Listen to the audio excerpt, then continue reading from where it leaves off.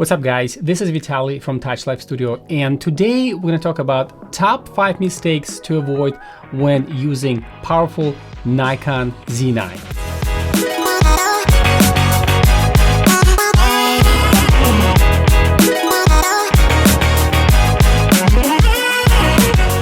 Mistake number 1, using a wrong charging cable.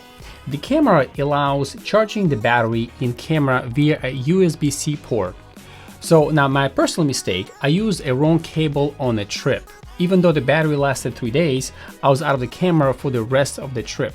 Make sure that you're using a power delivery cable such as this one. Such as this cable, make sure you have USB-C on one end and USB-C on the other end, and the cable is rated for power delivery. Try to avoid using cables such as this one where you have a flimsy USB-C port and USB-A port on the other end, and you'll recognize the cable is much thinner than a cable such as this one. So make sure that you use a correct cable for charging in camera. Mistake number 2, not using high capacity CF Express cards such as 512 gigabytes or at least 256 gigabytes.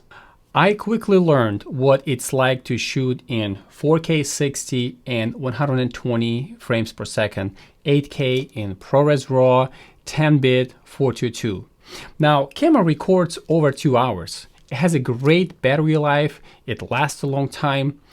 If all you do is photography, I would suggest that 64 gigabyte card or 128 gigabyte CF Express cards will be totally sufficient and totally fine. However, when it comes to using the Nikon Z9 for video, and if you want to take this camera to its full potential, 64 gigabyte or 128 is not going to meet your needs. So I have tested how much storage different frame rates, resolutions, and codecs take, and here are my results. So just to be consistent, I recorded these frame rates for exactly 1 minute. 60 seconds.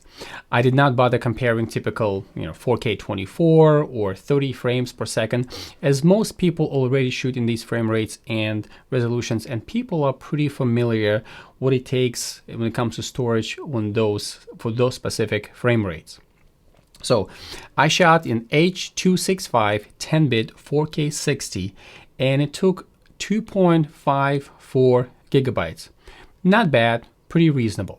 And then I shot in H.265 10-bit 4K 120p, and that took about 3.02 gigabytes.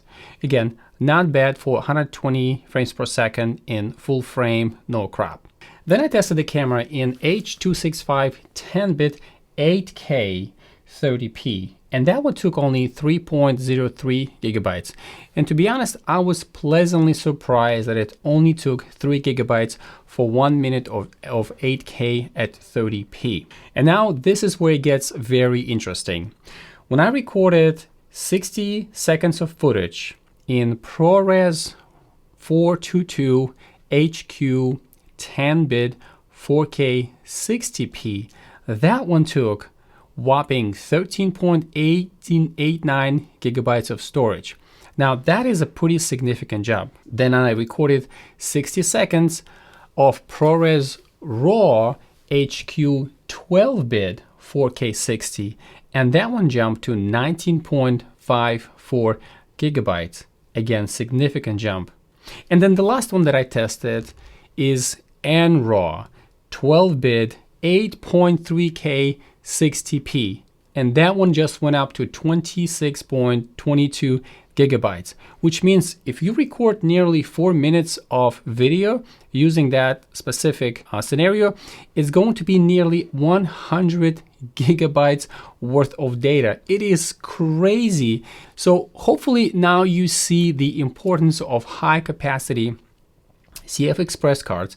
Preferably you want to have 512 gigabytes, but consider going with even 1 gigabyte or 2 gigabyte CF Express cards if you intend to record internally at those frame rates, codecs, resolutions, and so forth. So when you record in these obnoxious codecs and frame rates, the camera is storage file hungry. So it's sort of expected. Now, mistake number 3, not upgrading your firmware. So you see, some camera manufacturers, instead of upgrading the firmware, they just release new camera body. Nikon Z9 is at 3.01 firmware as of today. Some of the more notable firmware upgrades of the Z9 is high-res zoom for 4K video by programming 4 different buttons or dials. Now the camera shoots at C60 in DX mode, which is actually 19.4 megapixel images, and that's a sweet spot between 30 images and 120 images per second. The Z9 records in 4K 120p video with no crop. Waveforms, camera pre-release capture before you take a shot, improved low light detection limits, improved accuracy in low light and low light contrast scenes, amazing accuracy in stills and video, improved 3D tracking, high frequency flicker reduction where you can accurately dial the shutter speed that's found in some LED panels, full vertical interface in shooting and in playback modes. You see, the Z9 was released with firmware version of 1.0, and then it slowly trickled down to 2.0 and then to 3.0, and these are significant jumps. Over the course of 1 year, the Z9 experienced enormous firmware upgrades that no one expected, while many other camera manufacturers just release a new body, and we are tempted to go after the new body rather than the firmware upgrades. Now, if you have not ordered one and you are considering getting this power camera, this powerhouse, I put a link in the description below where you can get one. Now, full disclosure, those are affiliate links, and if you order something from the list below, I get a tiny commission that allows me to grow this channel and deliver more videos like this for viewers like you. Okay, mistake number 4, not shooting in 3D IAF. You see, many previous DSLR users are still used to shoot in single point mode. Focus, recompose. Focus, recompose.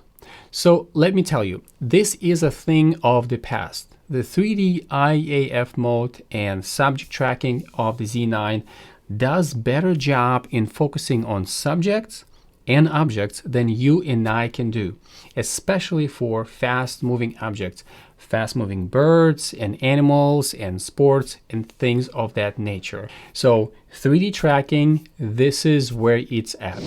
And mistake number 5, not setting up your eye menu for your shooting style and not customizing the function buttons on this camera.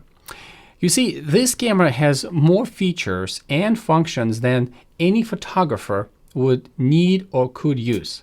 But that is what makes this camera so powerful and so versatile. Are you a landscape photographer? You are going to love the 45 megapixel sensor and Nikon color science. Are you a sports and wildlife photographer? Well, at that point, you are going to love the lightning fast focusing, 3D tracking, 60 and 120 frames images per second capture. Are you a portrait photographer? You are going to love the built-in vertical grip, rotating screen interface, which has display image review. Are you a wedding photographer who needs to shoot in low light conditions and love those fast prime lenses, high-speed sync modes, silent shooting? This camera offers a brilliant image quality, and this camera is going to serve you and your business for next 10 years. And of course, if you are a videographer, you are going to love this camera because of its full pro video functions and all internal recording. And did I mention no overheating? So setting up your iMenu will make your life so much easier, regardless of photography and videography genres that you shoot. If you want to save time in your workflow in various shooting environments, set up your function buttons and dials and you'll be glad you did. And don't forget those Nikon Z lenses that have function buttons on them that you can also use to speed up your access to various camera functions. Again, I'm Vitaly and this is TouchLifeStudio. I hope you found this video informative and educational. Don't make the same mistakes I made, and let me know in the comments below some mistakes that you might have made or some suggestions you may have when shooting with Nikon Z9. Please like and subscribe if you haven't already. Give me a thumbs up as it allows me to make more videos like this for viewers like you. And I'll see you in the next one.